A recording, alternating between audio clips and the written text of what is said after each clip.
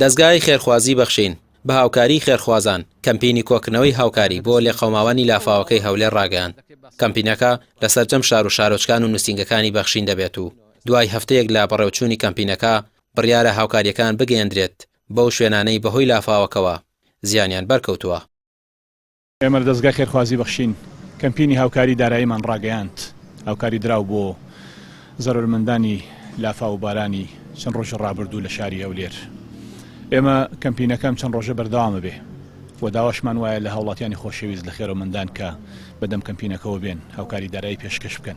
ئێمە بۆچی کەمپینی داراییمان ڕاگەیان لەبەرەوەی هاوکاریەکە بۆ زەرمەندان زیان لێکەوتوانی لافاوەکە هاوکاری دارایی بە ئەوان باشترە کەوتوانی خۆیانی پێڕێک بخەنەوە. بۆیە هاوکاری جلو بەرگ و پۆشاکوشتمان ڕەنەگەیان دوجار ئەوان خۆیان نتوانن بە قیاسی خۆیان بە پێویستی خۆیان بە حەجمی ماڵەکانیان ئەتوانن ئەوانە پەیدا بکەن و بکڕنەوە.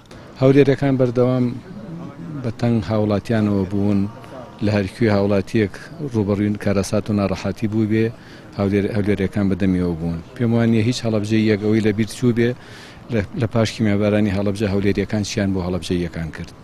ئەم جارە نۆرەی خەڵکی سلێمانی و هەڵەبجە و شارە زور و گەرمیان و هەموو ئەو شوێنانەیە کە بەتەنگ خەڵکی هەولێرەوە بڕۆن.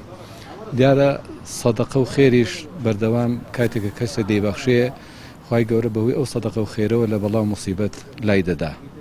ئەوتانێ پێغمبەری خوا صلی الله علیه وسلم دەفەرموێ سەدەقە و خێر ئەجەل و مردن دوورە خەنەوە و بەڵاو موسیبەتیش لەسەر کەسەکە کە خێر دەکا خی گەورە هەڵی دەگرێ. مامۆسایانی ئاینی بە گرنگی دەزانن هاوڵاتیان و چین و توێژەکان ئەوانەی توانای داراییان باشە هاوکاری لێ قەوماوانی هەولێر بکەن چونکە ئەرکێکی ئاینی و چاکەیەکی گەورەیە و خێر و پاداشتێکی زۆر بە بەخشەران دەگات ماڵیش بە بەخشین کەم ناکات. پیامبەر ئیسلام دەفەرمێ صلی الله عليه وسلم مثل المؤمنين في توادهم وتراحمهم وتعاطفهم كمثل الجسد الواحد إذا اشتكى منه عضو تداعى له سائر الأعضاء بالسهر والحمى.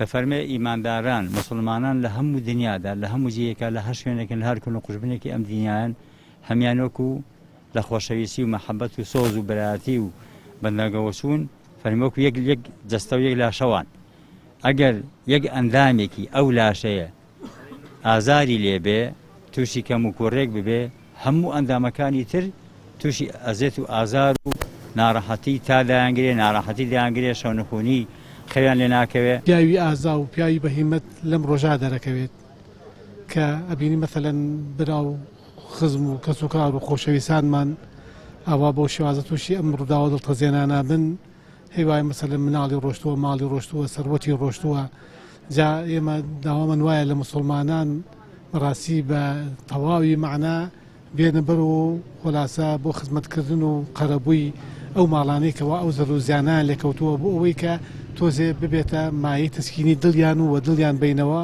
ئەوش بەوە ئەبێ کە مەسەڵەن شخصی وا هەیە الحەمدوللا ماڵ و سەرت و سامانی هەیە با هەندێک لەو ماڵ و سەرت و سامانەی تەخمین کا و دیاری بکا بۆ ئەو برایانەی کە ئەو برا خوشکانی کە تووشی ئەم ڕووداوە دڵتەزێنە بوون.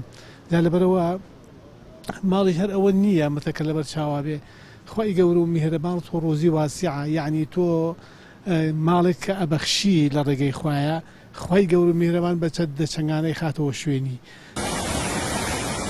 لە کاتێکدا حکومەت هیچ هەنگاوێکی کردەی بۆ هاوکاری و قەرەبۆکردنەوەی لێ قەماوان نەناوە دەستگا خێرخوازیەکان بە تایبەت بەخشین هەنگاوی بە پەلەینا بۆ بەهانەوەچوون و هاوکاری مادی لێ قەوماوان تا بتوانن بەشێک لە پێداویستیەکانیانی پێپڕ بکەنەوە. ڕامیان ڕوسمان کەناڵی پەیام سلێمانی.